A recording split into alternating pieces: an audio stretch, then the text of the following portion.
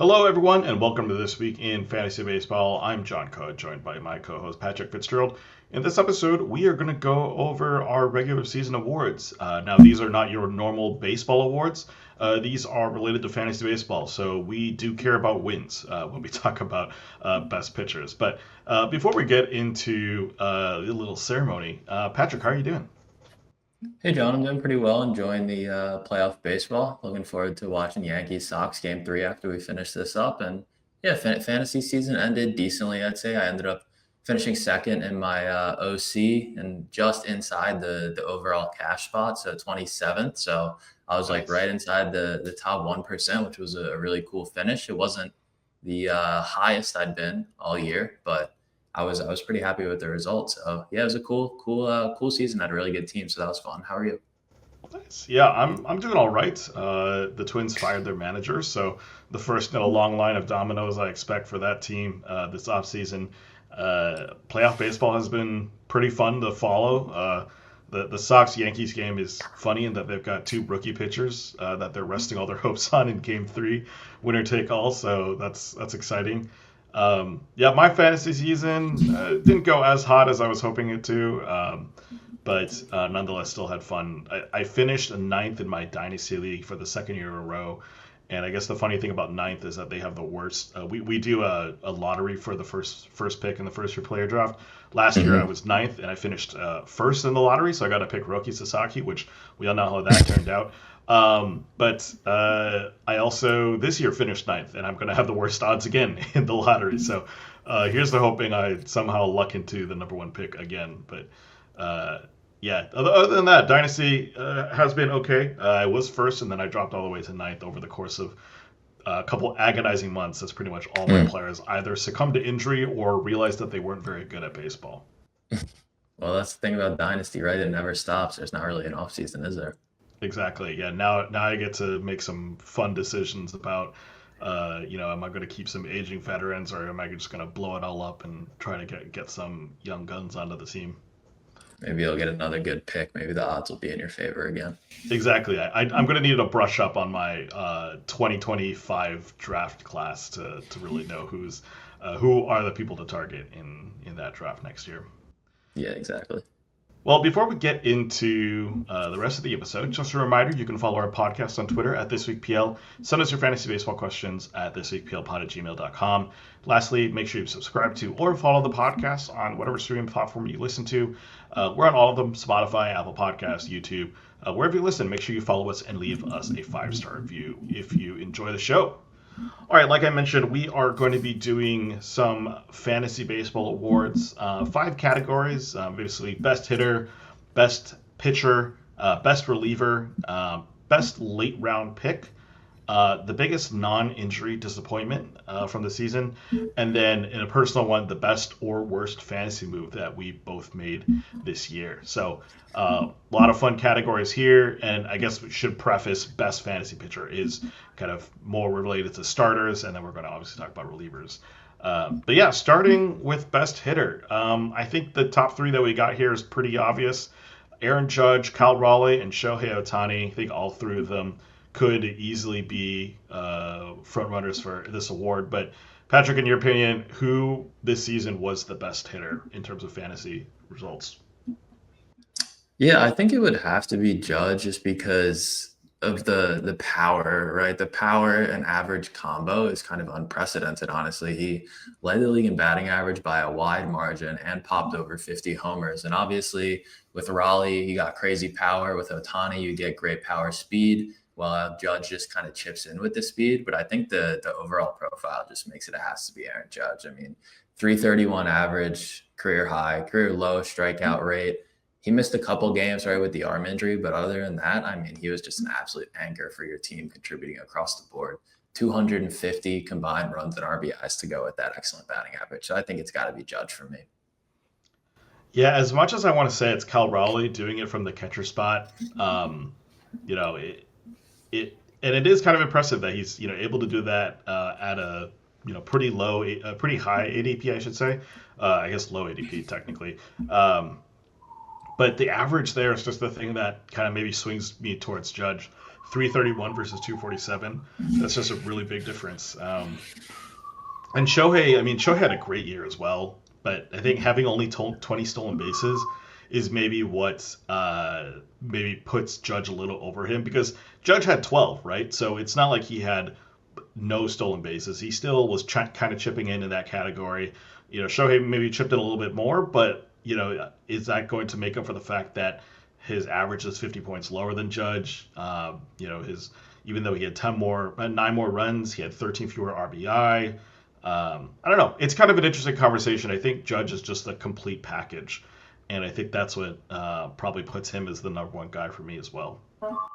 Yeah, I think if you want to have a conversation about best value relative to ADP, that's where Raleigh enters the conversation, really has a good argument. But I think if you're just straight up going best hitter, I think Judge is kind of the clear choice here. It's hard to say that he's going to be selected number one next year just because it's hard to bet on that kind of average year in and year out. And it feels like maybe Ohtani has the quote unquote safer profile. But in terms of just this year, I think Judge has to be the guy.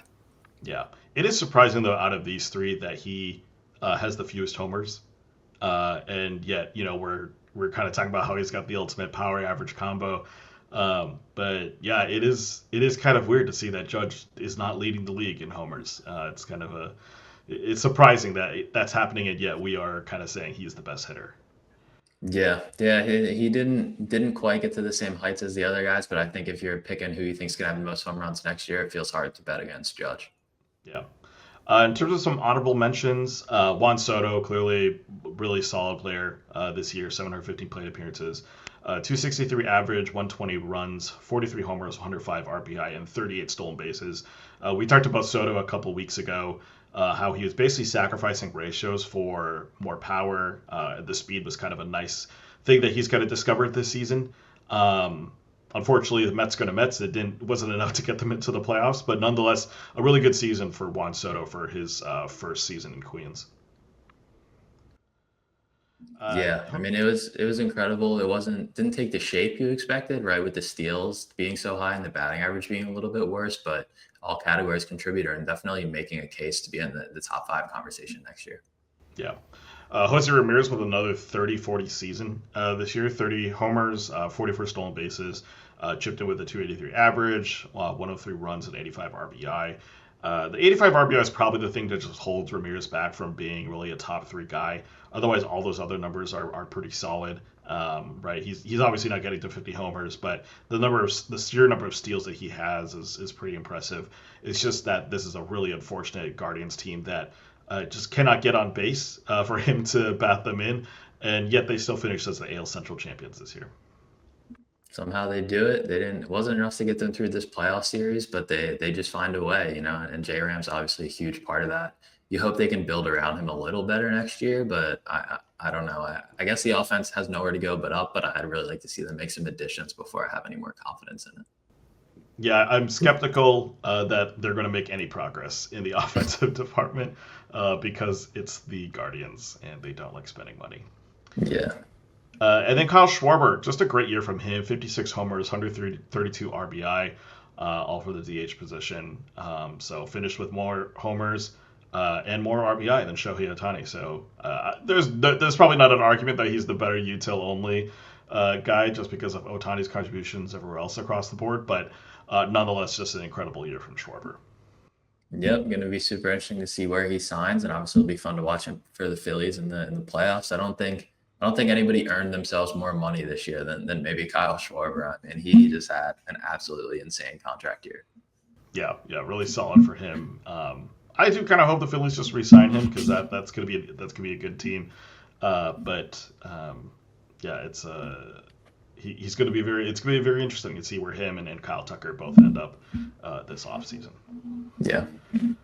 All right, moving on to best fantasy pitcher, best starter. The top 3 was pretty clear. Garrett Crochet, 205 innings, 18 wins, 255 strikeouts, with a 2.59 ERA and a 1.03 WHIP. He had 22 out of 32 quality starts. Tariq Skubal, 195 innings, 13 wins, 241 strikeouts, 2.21 ERA, and a 0.89 WHIP, 21 out of 31 quality starts. And then finally, Paul Skenes, 187 innings pitched, Only 10 wins, one fewer than last year, actually, which I thought was kind of surprising. 216 strikeouts, a 1.96 ERA, and a .96 WHIP. He had 20 out of 32 quality starts. So out of those three guys, Patrick, who do you have as your kind of number one pitcher?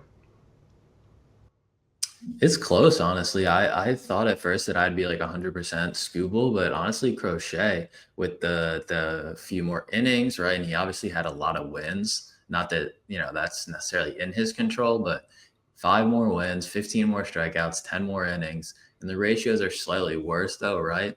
I think I still lean Skubal by a hair, but honestly, it depends. Like different player raters have Crochet ahead and some have Skubal ahead. I think that those ratios from Skubal are just like so immaculate that just offers a great ace profile. Obviously, Crochet's ratios are great too, but Skubal's are they're almost Skenes level, but with a little more volume, more strikeouts, and more wins. So I think that he gets the slight edge from me, but I mean, not by a lot. Crochet just really had an incredible breakout season. Yeah, I thought Skubal was going to run away with this as well. And then I was putting together the stats and I was like, Crochet had like a really good year. 15 more wins is, or not, sorry, 5 more wins is not nothing. And 14 more strikeouts also is not nothing, right? And having 205 innings, like that's really impressive. It kind of just feels like he just was going deeper into games, which I know, most players don't have innings pitched as a category, but in my home league it is one, so kind of makes Crochet pretty valuable as well. And the ratios are maybe the one thing, right? 2.59 ERA and a 1.03 WHIP, and we just kind of talked about how Judge was just so much better in the average department. That kind of gives a lot of credence for why he should be the number one guy. And so maybe that's kind of why we're kind of willing to give Skubal the kind of the better numbers just because of how good his ratios are compared to Crochet. I think I want to lean Crochet here, though. I think the counting stats alone to me are really impressive. 18 wins and 255 strikeouts.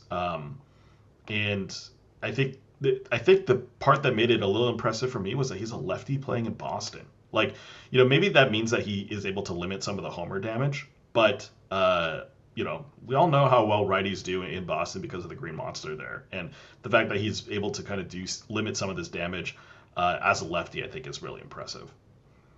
Yeah, I mean, even the biggest Crochet fans obviously weren't expecting this, and your point about the volume and the wins is definitely relevant. I mean, I was listening to the CBS Fantasy Baseball Today podcast earlier, and they were talking about Crochet was only one of 3 guys who threw over 200 innings this year. There was only 7 pitchers who had 15 or more wins this season, which was way fewer than I was expecting. So, people who play in wins leagues, how much of a premium those are at. And for someone to get not just over 15, but up to 18, that makes a huge difference over the course of the season. Yeah, the other 2 pitchers with over 200 innings, Logan Webb, always the Iron Man at 207, and then Christopher Sanchez at 203, which is really impressive. For someone who wasn't a complete nobody, but I don't think anyone was expecting Chris Sanchez to have this kind of year as well. No. All right, so you've got Skubal, and then I've got Crochet for the best pitcher in fantasy this year. Some honorable mentions: Nathan Eovaldi was absolutely crushing the ratios leaderboard. Got a 1.73 ERA, a .85 WHIP. Unfortunately, he dealt with injury in the middle of the season, so only pitched 130 innings. Had 11 wins, which is kind of impressive for kind of how poor that Rangers team was this year. 129 strikeouts as well. So, a solid year from Eovaldi. I think he was definitely one of the best pitchers in baseball, by probably in the top 3 conversation until he got hurt. And then once he got hurt, it just all the other guys were able to pass him. Yeah, it's you expected a little bit more volume from him, but he is a guy who does get banged up. He hasn't made over 30 starts since 2021. So I think at this point you do unfortunately have to pencil him in for at least like 5 missed starts. But you just hope that the ratios are solid. And obviously this was a great luck season, but also a great skill season. He was just pounding the zone. I think career low walk rate like 4%. So yeah, it was super impressive. And his fastball was pretty much holding steady the entire season until he got hurt, which I think is the impressive part, because that's the one thing we always watch with Eovaldi is whereas his velocity at, once it starts dipping in 92, that's when you get a little scared, but it was pretty consistent throughout the year until he got hurt. Mm-hmm. Another guy who kind of stepped into his own this season, Bryan Woo, 186.2 innings, 15 wins, 198 strikeouts, 2.94 ERA, a .93 WHIP, and 21 quality starts. Kind of cementing his status as an ace level pitcher. Possibly in that top 5 conversation. Yoshinobu Yamamoto is like another one of those guys who's knocking on the door there. But yeah, great season from Bryan Woo. Really held that Seattle team together when they were dealing with injuries with pretty much the rest of their rotation. And Woo obviously kind of has that reputation of being a little bit of a glass arm, but the fact that he was able to get to 186 innings this season was pretty impressive. Yep. As has been talked about in so many fantasy podcasts this year, the guy who we had so many volume questions about became one of the most reliable, quality start sources. So there's only so much, so much we can get right, even no matter how much we study and learn about these guys. So we had a great year, and I have to give, of course, a shout out to Trevor Rogers, the Oriole. He was kind of like Eovaldi this year in terms of not a lot of innings, but insane ratios. I think he threw about 110 innings, and the ratios were very similar to Eovaldi's. Would have been even better, but he did get lit up by the Yankees in the last start of the year. But yeah, probably the waiver wire ad of the year for a lot of managers who had him. Yeah, if you had Nathan Eovaldi to start the season, and then when he went down, you picked up Trevor Rogers, like that would be just the ultimate combo right there. A lot of profit there. Yeah, exactly. All right, let's move on to best reliever, and we've got a couple different choices in terms of reliever here. So I'll just walk through the 3 of them that we both thought maybe had a shot at being the number 1 guy, and then we can talk about who we picked there. So Duran, I know him very well. Unfortunately, he is no longer with the Twins, which sucks a lot. 70 innings, 80 strikeouts, 7 wins, 32 saves. 2.06 ERA and a 1.10 WHIP. Season split between Minnesota and Philadelphia. Andres Munoz, 62.1 innings, 38 saves. He had 7 blown on the season. 1.73 ERA, a 1.03 WHIP, and 83 strikeouts. And Aroldis Chapman, the guy continues to amaze us. 61.1 innings, 32 saves, only had 2 blown this year. 1.17 ERA, a 0.7 WHIP, and 85 strikeouts. So, Patrick, who do you got for the best reliever of the year? Yeah, I think it's got to be Chapman, honestly. I don't see an argument for, obviously all these guys have fantastic seasons, but I think he's got to be the choice. The saves, like you said, it wasn't like an insane amount of saves, or I think Carlos Estevez led the league somehow with 42, yes. But 32 is a great total, and the ratios were just insane. Like almost a sub-1 ERA and a 0.7 WHIP, plus, he's going to give you a ton of strikeouts because these are all just Chapman, and yeah, he was just incredible across the board, even chipped in 5 wins for you, so I think that he's definitely my choice here. It's been quite an impressive career, resurgence, and maybe he'll be big for the Red Sox down the stretch here in the postseason too. Yeah, Munoz had a good year at 38 saves, but the 7 blown kind of speaks to a little bit of the wildness that he had this year, and obviously he had that fun start to spring training where everyone was getting excited about this kick change that he had, where it's just like this pitch is nasty and gross, and he used it to his benefit. Still had pretty low ratios, 1.73 ERA and a 1.03 WHIP, good number of strikeouts at 83. And Duran having switched teams in the middle of the season, that obviously helped him getting a little bit more save opportunities. That being said, it took him a while, I think, to kind of get comfortable in Philly. I know there was a couple instances where people were wondering, like, really, is this our closer? But the ratios probably are what hurt him the most, 2.06 ERA and a 1.1 WHIP, despite having pretty much similar number of strikeouts and saves. But ultimately, I agree with you. It's got to be Aroldis. I think I'm kind of bummed because I think I dropped him from my dynasty team last season over the offseason because I don't think this guy has anything more to give. And then he just goes out and has, I don't know if I'd call it a career year, but definitely like a great year with the Red Sox. Quite impressive considering that there was actually a lot of question marks about whether he was going to kind of be the closer in Boston, right? Like they had signed Liam Hendricks. I think Justin Slayton was getting a lot of hype at the beginning of the year as well. And Aroldis just took that role and ran with it for the entire season. 85 strikeouts is just, really impressive with those ratios that he had as well. Right. I mean, he's a guy who's been in the league forever. We thought we knew what he was, right? He's a guy who can still get you probably 20 saves, but he's gonna walk some guys and he's probably gonna hurt your whip in the process. And then this year he just completely flipped the switch. So, obviously it's a drop where you tear your hair out in hindsight, but I think that the thought process, was there. I mean, nobody really expected this kind of, resurgent season. So it's gonna be interesting to see where the market settles next year. I think that Edwin Diaz is probably gonna be the number one closer off the board. He was awesome this year. He just didn't get a lot of opportunities down the stretch as the Mets just really floundered. But I think he'll be first, and I don't imagine that like Munoz and Chapman, maybe Duran, I don't think they'll be too far behind him. Yeah, and I guess the funny thing about Chapman is I didn't realize he's 37 years old. Yeah, Like exactly. he is like fully in the twilight of his career, and yet he goes out and puts his season out there. But yeah, in terms of honorable mentions, I mean Edwin Diaz for sure, 66 innings. He had 28 saves on the season, which kind of speaks to just how unfortunate this Mets team was. 1.60 ERA, 0.87 WHIP. Led all relievers with 98 strikeouts, which is just crazy. Like that's an insane number for any sort of reliever to have. And then Robert Suarez, 69.2 innings.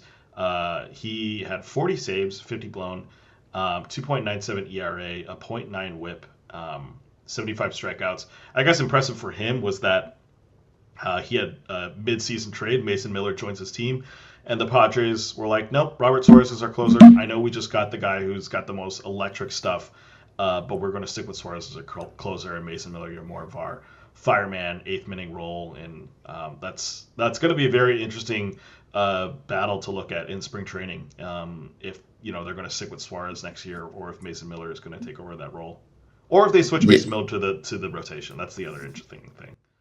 Yeah, it looks like Suarez has an opt-out in his deal. Maybe he'll take that and go somewhere else. But if not, I mean, that's going to be a great two-headed monster. Maybe they'll turn Miller into a starter. I mean, the possibilities seem really endless there.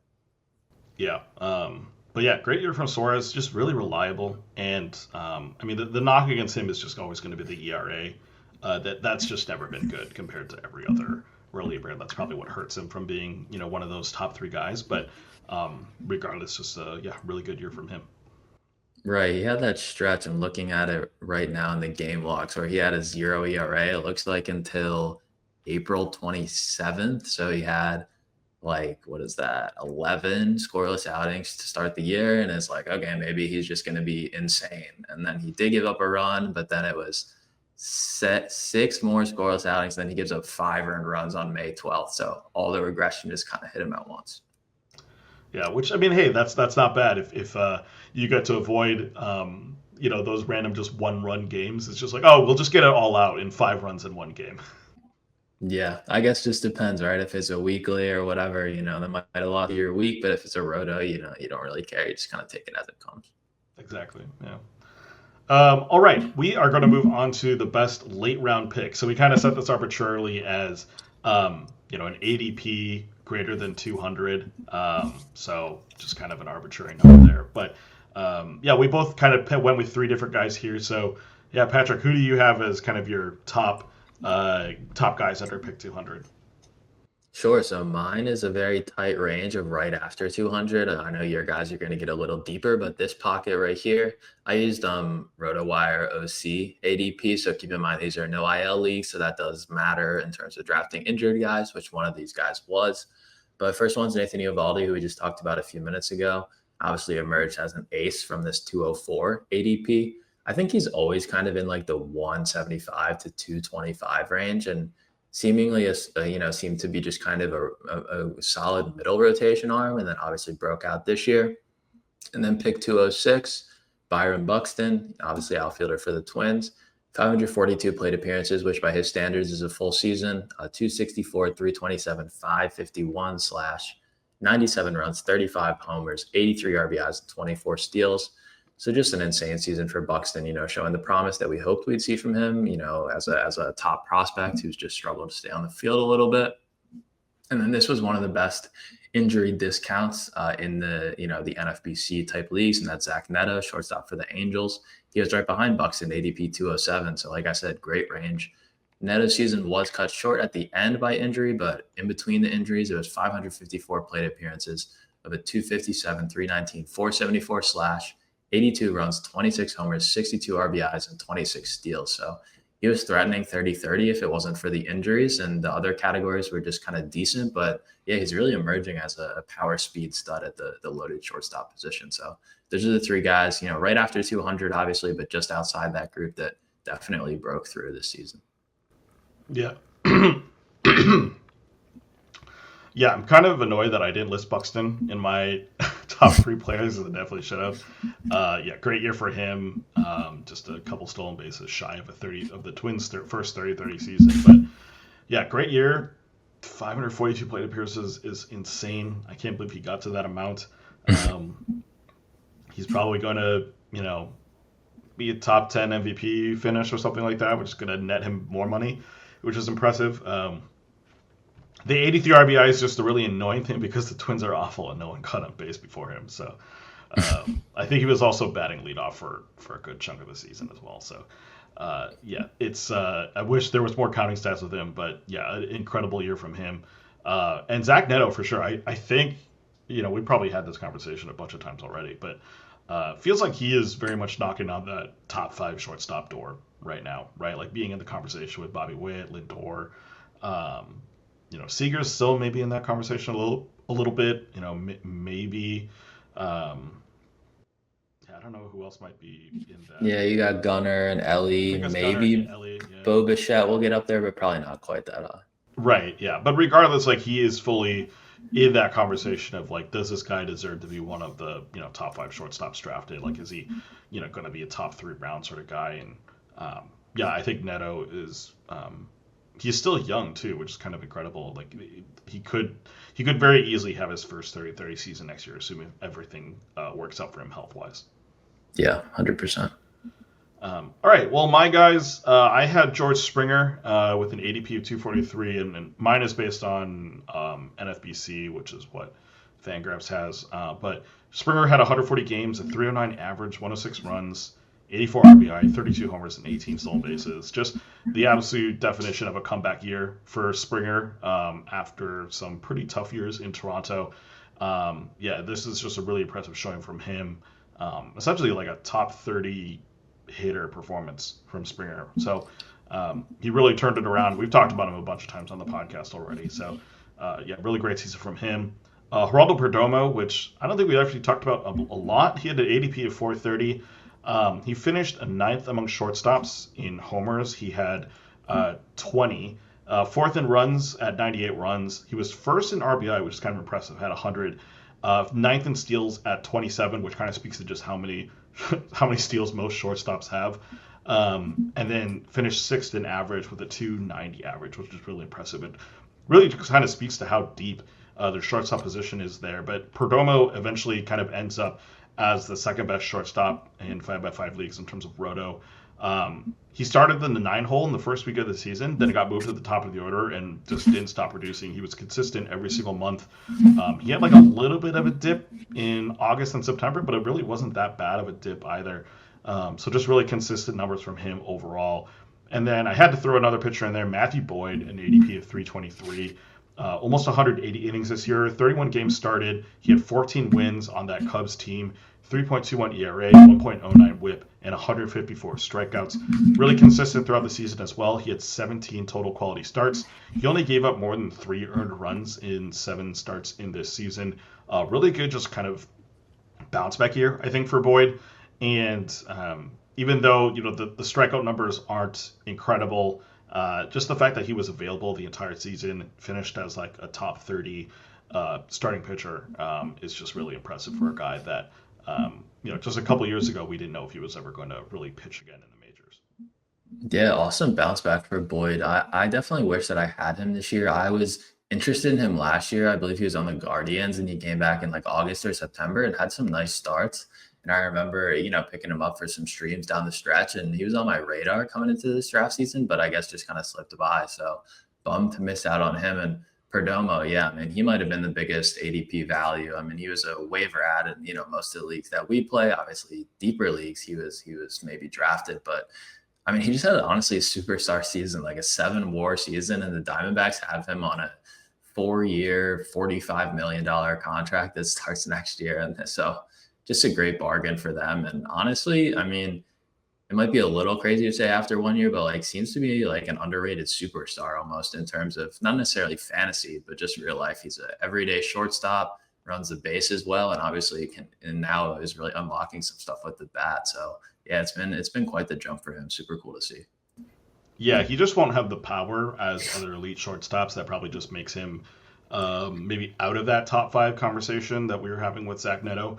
But nonetheless, the other stats are really good. Like a 290 average is definitely a really solid mark. It's maybe a little over what he's used to hitting. His career average is 253, so it's going to be debatable whether that stays or not. But if this Diamondbacks offense continues to be good year in year out, those runs and RBI numbers are going to continue being really solid.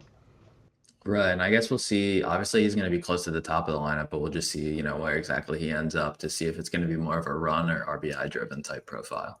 Yeah.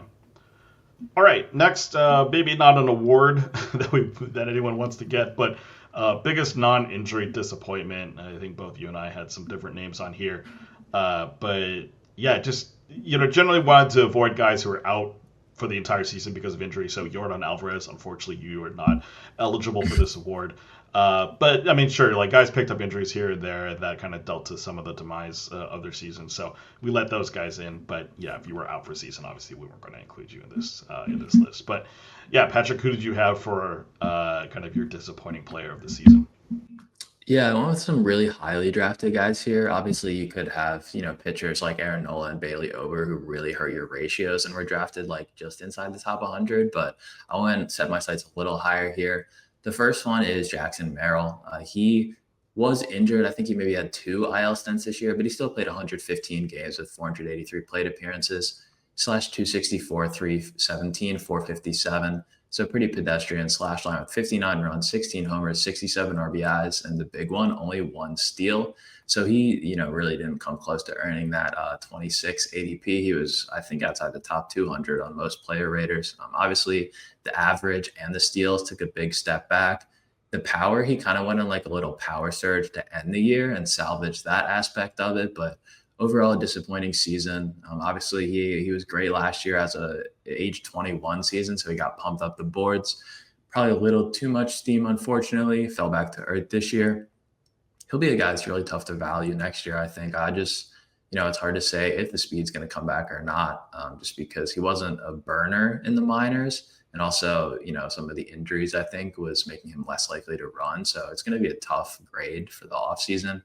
And then even more highly drafted Mookie Betts, obviously at the Dodgers, ADP 15. He had 663 plate appearances with an even worse slash line, 258, 326, 406. Much better counting stats, though. 95 runs, 20 homers, 82 RBIs, and 8 steals.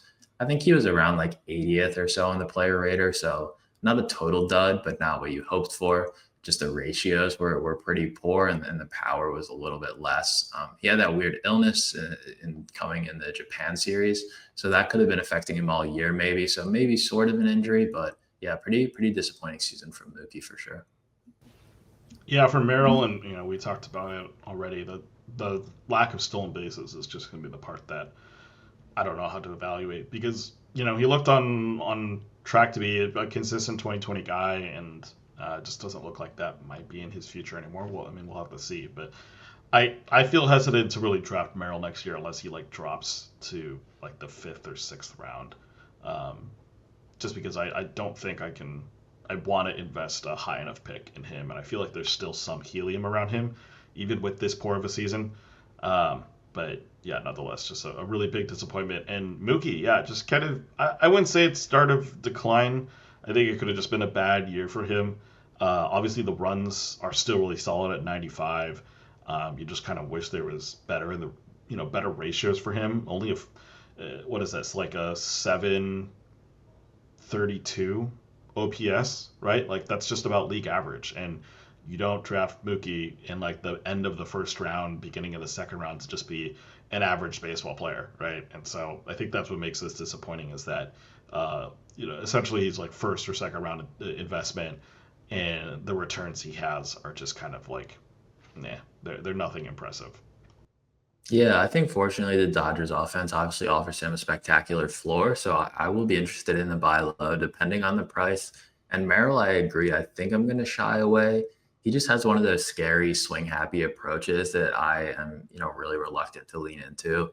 Like his 58% swing rate has got to be close to the top of the league, and obviously he still makes really hard contacts and all that despite the swing happy approach. So I don't want to, just dismiss it because clearly he's got a great hit tool and his barrel rate and stuff actually went up this year. So yeah, it'll be interesting to see where the price settles, but I do think that it might be still a little too high for where I want to draft him. Yeah. I went a little bit further down the draft board, but I'm going to talk about first O'Neill Cruz, ADP of 37. Every year I talk about O'Neill Cruz, so at some point I will quit him, but I don't know when. Maybe this is the year. He finished with 20 homers, 38 stolen bases, a 200 average, 62 runs, and 61 RBI. And really, other than that stolen base numbers, this felt like a frustrating year to have Cruz on your fantasy team. His strikeout rate went up from 30 to 32%, and that average dropped by nearly 60 points, which is insane. Also, being on the Pirates does not help your offensive stats at all. 62 runs, 61 RBIs. And yeah, that was just I don't know, I would call it a bad season. I mean, 38 stolen bases is definitely impressive, but all the other numbers are just, ugh, they're just not numbers that you want to have for a guy that you invested like a third or fourth round pick on. The other guy I wanted to maybe mention is Gunnar Diaz. I mean, he's a catcher, so I mean, how much can you expect? But he was the second catcher off the board by a pretty decent margin. 20 homers, 56 runs, 70 RBI, one stolen base, 256 average. And despite all that, he finished 8th in homers, 9 in runs, 9th in RBI, 13th in average among catchers with 300 plate appearances or more. Those numbers actually aren't that much worse than his 2024 season. They are lower, but they're not like it wasn't like he had an incredible year last year. But I think part of the challenge here is that I think we all kind of knew Cal Raleigh was good, and Cal Raleigh was like the 5th catcher off the board. Which I mean, like logically it makes sense, right? There's guys like Wilson and William Contreras who, have pretty good track records that probably would have been drafted in front of Cal. Gunnar Diaz has like an okay track record the last 2 seasons, but being the second catcher off the board and just providing like basically bottom 10, or maybe not bottom, yeah, like basically the worst catcher on a team in a one catcher league sort of value. It's just yeah, kind of unfortunate there. In terms of some honorable mentions, Gunnar Henderson, I mean, he did start the season hurt, but he really wasn't out that long. Ended up as the 9th best shortstop. It was pretty much average across the board, except for the fact that he had stolen bases.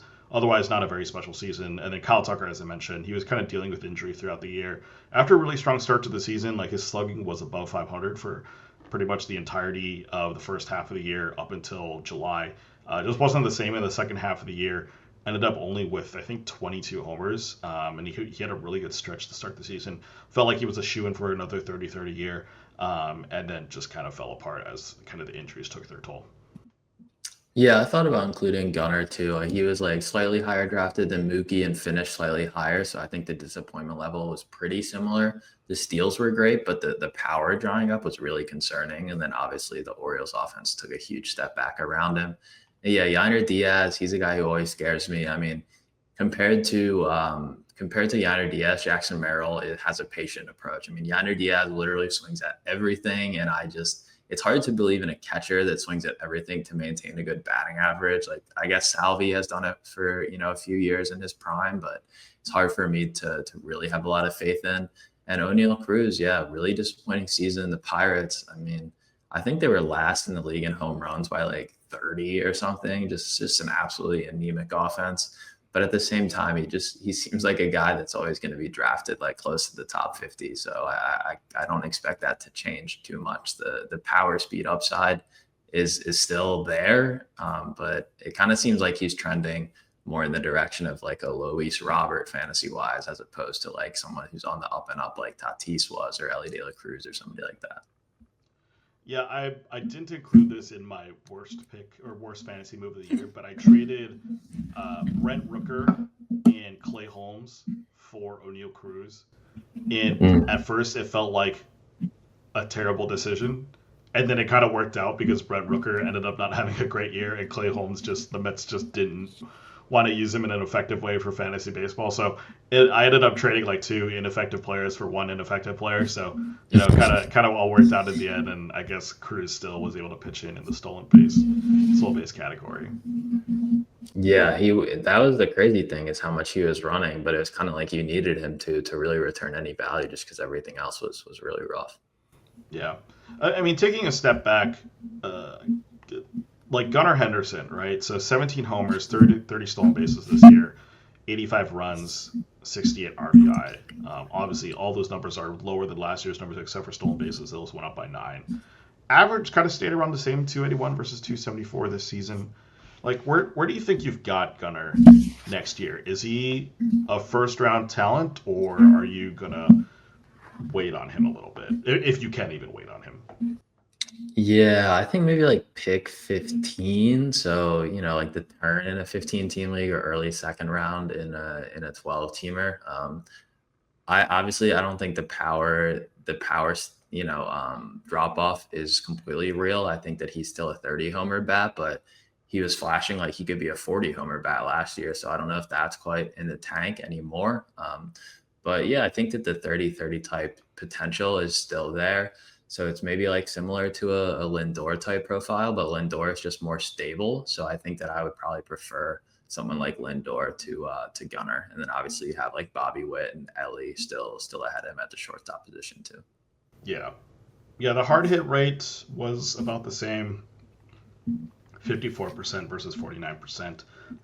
Barrel rate did go down by 3%. So there's that kind of a bigger drop in terms of just total number of barrels. So I don't know. It's an interesting thing for Gunnar. I'm curious what he looks like next season. Right, he just doesn't elevate the ball a ton, like 10-degree launch angle, and he hits a significantly more ground balls than fly balls. So obviously he hits the ball super hard, but how much of that's coming on the ground, right? So I don't think that he necessarily has the batted ball profile of a 40 homer hitter, but that doesn't mean he can't, be a good bet for 25 to 30, every prime season. Yeah. All right. We are going to talk about the best or worst fantasy moves that we made this year. And yeah, I was trying to prep for this and I realized I didn't make that many moves. So, well, I made a lot of waiver wire moves, but all of those are like picking up streamers and stuff like that. So I don't have a great list of this, but Patrick, I think you've got some pretty interesting ones to shout out. Yeah, I definitely have some good ones and one really bad one. So we'll start with the good. I wanted to put my Ben Rice fab in here. It's like week 2, I think, or so, but I ended up dropping him after a couple of months because my catchers were Cal Raleigh and Will Smith, and he was losing playing time. So it made sense at the moment. Didn't end up making sense in the grand scheme of things, but can't give myself a lot of credit for that one. So I'm going to talk about 2 guys who were big down the stretch for me and my OC that cashed. One of them was Daniel Palencia. I got him for $21 unopposed on May 25th. I think it was right after he had gotten like his first or second save, and it looked like he was going to get the role. I think the Memorial Day weekend was doing me some favors here in terms of some people sitting out fab on the long weekend with no backup bid, so I'll take it. I had Edwin Diaz and Felix Bautista, but obviously Bautista ended up going out for the season, so being able to plug Palencia in was huge for gaining in saves. And after I got him, he threw 35 innings, 44 strikeouts, 3.34 ERA, and 20 saves. The ratio wasn't amazing, but one of those, I think it was his last outing before he went on the IL. He gave up like 5 earned runs and actually had him benched that week. So he was way better for my team than his overall numbers indicate. So huge save source. And then the other one was another OC fab move, which was Willy Adames. He got dropped in June, and I added him on June 15th. It was an 83-6 bid. So I felt kind of silly at the time. I was like, am I just way higher on the bounce back here than everybody else? Or are people just, not giving him the respect he deserved? And I think it ended up being the latter. He was, before I added him, 202, 286, 342 slash with only 8 homers and 3 steals. And then down the stretch, he was awesome. Just super well-rounded profile, 384 plate appearances, slash 244, 344, 485, 57 runs, 22 homers, 55 RBIs, and 9 steals. So aside from the batting average, he was just a super steady all categories contributor for me. And yeah, between him and Zach Neto, I have my shortstop and MI spots just kind of locked down all year. So overspent on that one a little bit, but didn't end up feeling like an overspent based on the production there from Willie. Yeah, definitely some solid pickups. I think Adames, we mentioned a little bit of a rough season for him first year in San Francisco. Right, average goes down by quite a bit. But the fact that you got to pick up the good part of his season worked out pretty well. Where he still ended up finishing with 30 homers this year. Didn't necessarily chip in as much in the steals department, but nonetheless, yeah, pretty solid numbers for him in that second half of the season. Yeah, and I had him on my like shortstop preseason fades just because his ADP was inside the top 100, and I thought it was a little high. I think it was like 90, and he ended up finishing around 95th on the player rater. So you basically got what you wanted. It just kind of took a much different shape than you were expecting. Right, you got to have the nice part of that season. On the other end of the spectrum, though, I got the worst part of Nick Kurtz's season. So I dropped him on May 20th. It was after he had spent about a month in the majors, and it was in a keeper league. So he would have been a $10 keep for me this year. So that's just an extra punch to the gut. Before I cut him, he was striking out 36% of the time in 85 plate appearances, 208, 259, 299 slash with only one homer and no steals. And then we all know what happened after that. He 404 plate appearances, hit 309 with a 1.1 even OPS, 84 runs, 35 homers, 80 runs, and 2 steals. So just an incredible season, right? Runaway rookie of the year. The power came through basically immediately after I cut him. And I think he had a brief IL stint, but that did not slow him down. And yeah, I think, this one I should have just been a little bit more patient, obviously. I was really monitoring, his contact skills because that was the biggest thing that there was a concern about. And it just looked really bad. So I don't like to carry a lot of bench hitters in this format. And I had, a couple of decent first base options. So it made sense to me at the time, but, obviously it definitely came back to bite me. So might be a little more patient with the next rookie hitter that I have. But I think overall I was kind of looking at the right things. So it's a tough one to swallow for sure. Yeah, that's the one where I had a shot to pick him up. And I want to say it was like early June. And I was like, I don't know if I believe in it completely, and I didn't pull the trigger in one of my leagues. I did pull the trigger in the other league, which I'm pretty happy about. That worked out fairly well. But Nick Kurtz one is the same way that I dealt with I think Tyler Soderstrom this year as well, because he started out the season really bad, and then I dropped him, and then I think he hit like 9 homers in a week or something stupid. I felt really dumb about that one, but yeah, Nick Kurtz, man, just what an incredible year for him. I don't know how high he's going to shoot up draft boards this upcoming season, but it feels like he's a lot to be, a top 3 round guy, probably. Yeah, it's looking like second or third round. I mean, he's not going to hit 290 with a 31% strikeout rate again. Like, if he does that, then I guess he's like hits the ball as hard as Aaron Judge does, but I don't buy that part of the profile, but everything else could be incredible. He could push 40 homers in that ballpark, maybe even 45. So it's going to be going to have to pay a pretty penny for him. That's for sure. Yeah, the A's are officially back in Sacramento next year, which is that's going to be fun for anyone who has the young offensive players of the Athletics. Oh yeah. I have just 2 bad moves. I guess my one good move was that I really trusted in Taylor Ward, and it worked out really well for me. Nice. And I will always be a Taylor Ward stan, and he always just does well enough to make it worth your while drafting him. But I missed out on Byron Buxton on the waiver wire. And this was like, as a Twins fan, I think there's just like, I don't know if it's being a Twins fan or just being a baseball fan in general, like you just tend to look down on your own team's guys a little bit more. You're like I really know the secret sauce behind this. I know he's not that good.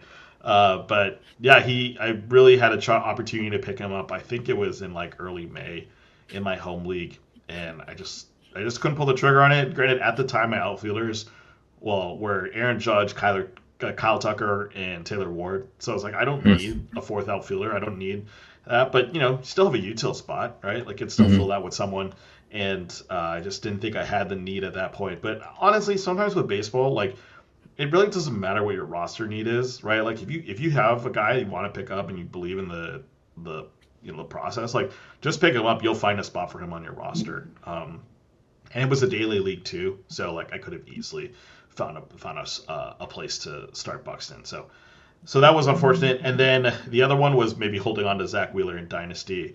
Like that was one of the ones where you just wouldn't see it coming, right? He still had a really great season this year. Unfortunately, now is going to be dealing with thoracic outlet syndrome. But Zach Wheeler was also one of those guys where the writing was on the wall in terms of like retirement, right? I think he already said he was only going to plan to play 2 more seasons.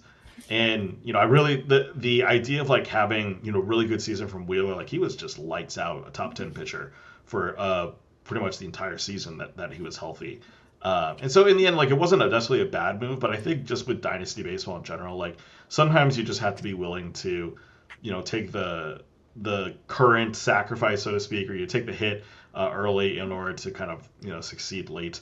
And not trading Zach Wheeler for some potential future prospect or really just some young pitcher who's like maybe a top 20 guy right now. Not taking advantage of that hurt just a little bit. Yeah, it's always tough. I mean, I even have a tough time in keeper leagues, valuing present versus future value. So I can't imagine doing it in Dynasty. It's even more challenging. And yeah, once he comes out and says like how long his career is going to be, you're like, dude, come on. Like we're in a day and age where, Clayton Kershaw, Justin Verlander, and Max Scherzer especially are pitching, past 40, right? So you can maybe sell him to an owner like, oh, he could pitch for like 4 more years. But now, it's there's no ambiguity about it. So his value is kind of set in stone at this point. You're a little bit, your hands are tied. Yeah. Yeah. I would say other poor moves that I made in the offseason on this fantasy team were also trading both Shea Langeliers and Tyler Soderstrom away. Granted, I think it ended up working out for me with the guys that I got back, but man, missing out on the seasons from those two guys kind of hurt after really like holding on to them for a good chunk of their rookie, or not the rookie, but kind of their development years in Oakland. Yeah, I think that those kind of things in Dynasty, like those might just drive me crazy. There's the mistakes come back to bite you for years and years to come. Yeah, although trading away Jordan Lawler apparently was the right move to make. So knock on wood, yeah. Yeah, exactly. Any other fun moves that you want to mention that you made this season? Yeah, I had one that I guess was like a big win and it became a big win after it was a big loss. I think it was like late April or early May. I traded George Springer for Matthew Liberatore because Springer was good, but then he hit a slump and Liberatore was locked in. And then Liberatore had a good month or two and then really struggled, and I ended up dropping him. But so the guy I traded Springer to dropped him after he, hit a slump, and I added him back, and he was probably my best hitter besides Cal Raleigh. So, made the wrong move at first, but wasn't too proud to go back and add the guy that I traded away. So it ended up working out really well for me. Yeah, the best part is when you add a guy that you traded away. Like that feels fun. Like yeah. He's like, oh, he actually like is good now. I got the maximum value out of him. I got a player and I got him. So that's always a fun thing to do in fantasy baseball. Yeah. All right. Well, those are kind of just the wrap-ups for the fantasy season. Just kind of a recap. We both had Aaron Judge as our best hitter. I had Garrett Crochet as the best pitcher. Patrick had Turk Skubal. In terms of best reliever, we both kind of settled on Aroldis Chapman, kind of absolutely dominating this year from the reliever spot. Best late round pick, I don't think either of us necessarily choose a specific player, but I think all the guys we suggested all the guys we mentioned were really solid. Eovaldi, Byron Buxton, Zach Neto, Springer, Perdomo, Matthew Boyd. Specifically, those two shortstops, Neto and Perdomo, that could be really interesting to follow next season. Both are young guys who could definitely contribute for years to come. Biggest non-injury disappointment, Patrick had Jackson Merrill. I probably settled on O'Neill Cruz, who I will inevitably find on one of my fantasy teams next year because I can't quit him. And then, fantasy moves of the year, honestly, like if you just make good ones, that's a win in and of itself. So no particular great, outstanding moves, but some really solid moves there for sure. So that kind of wraps it up for the regular season. Patrick, I know we've got postseason baseball. I believe the Cubs just punched their ticket to the NLDS. They're going to face the Brewers, I believe. Red Sox Yankees is going on right now. Yeah, yeah, it should be a fun. We got the fun divisional games in this first round, and then we'll get the heavyweights in action next week. So it's gonna be, the Dodgers seem to be firing on all cylinders, and I know the Mariners are a really hot pick, but the Phillies obviously have a ton of postseason experience. So I think it'll be a fun few weeks and just enjoying baseball without the fantasy ramifications. I know those postseason contests are out there, and I was tempted to sign up, but I resisted. So I'll just be watching as a baseball fan. Yeah, the Roki Sasaki closer conversation is a real fun one to have right now.